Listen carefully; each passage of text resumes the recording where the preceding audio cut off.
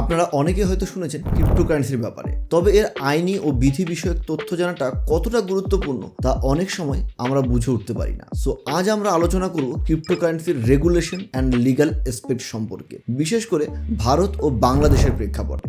যুক্তরাষ্ট্রের মতন উন্নত দেশগুলোতে ক্রিপ্টোকারেন্সি নিয়ে সেখানকার সরকার স্পষ্টভাবে নির্দেশিকা জারি করে রেখেছে। যুক্তরাষ্ট্রে কোনো একজন ব্যক্তি যদি ক্রিপ্টোতে ট্রেডিং করতে চান বা ক্রিপ্টোতে ইনভেস্ট করতে চান, তাহলে সবার প্রথমে তাকে কেওয়াইসি জমা দিতে হবে ক্রিপ্টো এক্সচেঞ্জে, এবং দ্বিতীয়ত এএমএল অর্থাৎ অ্যান্টি মানি লন্ডারিং প্রক্রিয়াকে অনুসরণ করতে হবে। আর তারপরেই কোনো একজন ব্যক্তি আমেরিকাতে তার ক্রিপ্টো ট্রেডিং এর জন্য অ্যাকাউন্ট খুলতে পারবেন এবং লেনদেন স্টার্ট করতে পারবেন। আমরা যদি চীনের দিকে তাকাই তাহলে আমরা দেখতে পাবো চীনে কিন্তু এর উপর কোনো রেগুলেশন নেই এবং চীনে ক্রিপ্টোকারেন্সির ব্যবহার একেবারেই নিষিদ্ধ। অপরদিকে যদি আমরা জাপানের কথা বলি, তো জাপানের ক্রিপ্টোকারেন্সিকে বৈধ বলে ঘোষণা করা হয়েছে এবং ঠিকঠাক নিয়ম কানুনও তৈরি করা হয়েছে জাপানে। এবার আমরা আসি ভারতের কথায়। ভারতে ক্রিপ্টোকারেন্সির জন্য নির্দিষ্ট কোনো আইন এখনো পর্যন্ত নেই, তবে 2021 থেকে 2023 মধ্যে যেমন ভারতের মাননীয় অর্থমন্ত্রী এবং আরবিআইয়ের গভর্নরের মতন বেশ কিছু খ্যাতনামা কয়েকজন স্পোক পারসন এই ব্যাপারে কথা বলেছে এবং তারা জানিয়েছে ভারত সরকার আগামী কয়েক বছরের মধ্যে ক্রিপ্টোকারেন্সির উপর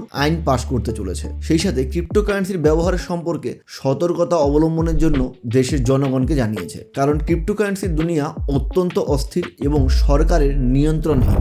ভারতে ক্রিপ্টোকারেন্সি থেকে অর্জিত আয় করযোগ্য হিসেবে বিবেচিত হয়। আয়কর আইন অনুযায়ী ক্রিপ্টোকারেন্সি থেকে লাভ করলে তা পুঁজি গঠন আয়ের অন্তর্ভুক্ত হয় এবং তার উপর পুঁজি গঠন কর আরোপিত হয়। অর্থাৎ এখানে লং টার্ম ক্যাপিটাল গেইন এবং শর্ট টার্ম ক্যাপিটাল গেইনের হিসাবে কর ধার্য করা হয়। আর আমরা যদি বাংলাদেশের কথা বলি, তো বাংলাদেশে ক্রিপ্টোকারেন্সি সম্পূর্ণভাবেই নিষিদ্ধ। বাংলাদেশ ব্যাংক 2014 সালে ঘোষণা করেছে যে ক্রিপ্টোকারেন্সি লেনদেন করা অবৈধ এবং এটি মানি লন্ডারিং এবং অন্যান্য বেআইনি কার্যকলাপের ঝুঁকি বাড়ায়। বাংলাদেশ ব্যাংক সাধারণ মানুষকে সতর্ক করেছে যেন তারা ক্রিপ্টোকারেন্সির লেনদেন থেকে দূরে থাকে। যেহেতু বাংলাদেশে ক্রিপ্টোকারেন্সি ট্রেড করা নিষিদ্ধ, তাই এর আয়কে কোনো করের আওতাতেও আনা হয় না। তবে যারা গোপনে ক্রিপ্টোকারেন্সি থেকে আয় করছেন তারা অবশ্যই ঝুঁকির মধ্যে আছেন, কারণ এটি দেশটিতে বেআইনি কার্যকলাপ হিসাবে গণ্য করা হয়। দেখুন, ক্রিপ্টোকারেন্সি নিয়ে সবচেয়ে বড় থ্রেট সেটা হলো মানি লন্ডারিংয়ে ক্রিপ্টোকারেন্সির ব্যবহার। বিভিন্ন দেশেই আমরা দেখেছি ইলিগালি ক্রিপ্টোকারেন্সিকে লেনদেনের একটা মাধ্যম হিসেবে ব্যবহার করা হয়। বাংলাদেশ সরকার এবং ক্রিপ্টো বিনিয়োগকারীরা ক্রিপ্টোকারেন্সির বিধি ও আইনি দিক থেকে কিভাবে উপকৃত হতে পারেন তা নিয়ে আসুন একটু আলোচনা করা যাক। স্পষ্ট কোনো রুলস অ্যান্ড রেগুলেশন থাকলে সেই দেশের বিনিয়োগকারীদের প্রতারণা, কেলেঙ্কারি এবং অবৈধ কার্যকলাপ থেকে রক্ষা করা যাবে। এতে যেমন বিনিয়োগকারীদের আত্মবিশ্বাস বাড়বে এবং বাজারে আরও নতুন বিনিয়োগ আসবে, নতুন কাজের পরিধি খুলে যাবে, তেমনভাবেই সেই দেশের সরকারও কিন্তু বেশ কিছু সুবিধা ভোগ করতে পারবে এই ক্রিপ্টোকারেন্সির জগৎ থেকে। আইনি কাঠামো প্রতিষ্ঠা ক্রিপ্টোকারেন্সিকে বৈধ সম্পদ শ্রেণী হিসেবে তুলে ধরবে। এর ফলে আরো বেশি মানুষ ক্রিপ্টোকারেন্সিতে ট্রেড করবে, ক্রিপ্টোকারেন্সিতে ইনভেস্ট করবে, অর্থাৎ ক্রিপ্টোকারেন্সির ব্যবহার আরো বেড়ে উঠবে।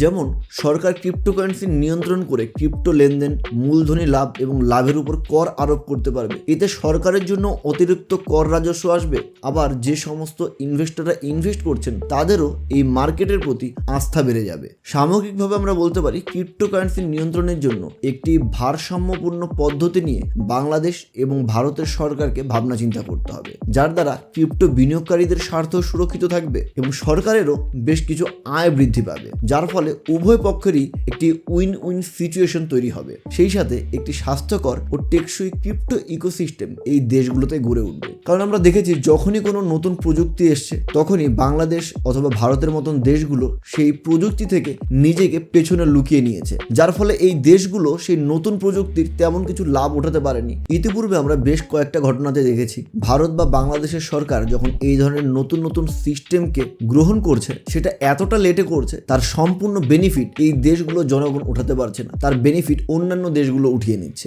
এই জন্য ক্রিপ্টো মার্কেটের উপর আরো অ্যাগ্রেসিভলি সরকারকে এগিয়ে আসতে হবে আইন প্রণয়নের ক্ষেত্রে, কারণ শুধুমাত্র বিভিন্ন শর্ত আরোপ করে বা সিস্টেমটাকে আরো কঠিন করে তুলে কোনো লাভ হবে না। এতে যেমন ইনভেস্টরদেরও ক্ষতি হবে, তেমনভাবে সরকারেরও ক্ষতি হবে। বর্তমান সময় যেমন ভারতবর্ষে প্রচুর ক্রিপ্টোকারেন্সি ইনভেস্টর তৈরি হওয়ার কারণে ভারতবর্ষের সরকার একরকম বাধ্য হচ্ছে ক্রিপ্টোকারেন্সি কিনে রুলস অ্যান্ড রেগুলেশন বানাতে। আশা করছি আগামী দিনে বাংলাদেশেও আরো প্রচুর পরিমাণে মানুষ ক্রিপ্টোকারেন্সি নিয়ে তাদের আগ্রহ প্রকাশ করবেন, ক্রিপ্টোকারেন্সিতে বিনিয়োগ করা শুরু করবেন, যার ফলে বাংলাদেশের সরকারও ক্রিপ্টোকারেন্সি নিয়ে একটা স্পষ্ট রুলস অ্যান্ড রেগুলেশন তৈরি করতে বাধ্য হবে। সো ভিউয়ার্স বন্ধুরা, আজকের ক্রিপ্টোকারেন্সির বিধি ও আইনি দিক নিয়ে আমাদের এই আলোচনা আপনাদের কেমন লেগেছে? আমাদের এই শিক্ষামূলক আলোচনা আলোচনাটি যদি আপনাদের পছন্দ হয়ে থাকে তাহলে অবশ্যই চ্যানেলটিকে সাবস্ক্রাইব করতে ভুলবেন না এবং ভিডিওটিকে আপনার সেই সমস্ত বন্ধু আত্মীয় পরিজনদের সাথে শেয়ার করতে দেরি করবেন না যারা ক্রিপ্টোকারেন্সির দুনিয়াকে নিয়ে জানতে আরো আগ্রহী রয়েছেন। যদি ক্রিপ্টোকারেন্সি নিয়ে আপনার মনে কোনো প্রশ্ন থাকে বা আরো কিছু জানার আগ্রহ থাকে তাহলে অবশ্যই সেটিকে কমেন্টে জানাতে ভুলবেন না। খুব শীঘ্রই নতুন একটি ভিডিওর সাথে আরো একবার আপনাদের সাথে দেখা করার অঙ্গীকার নিয়ে আজকের মতো সবাইকে বিদায় জানাচ্ছি। ধন্যবাদ।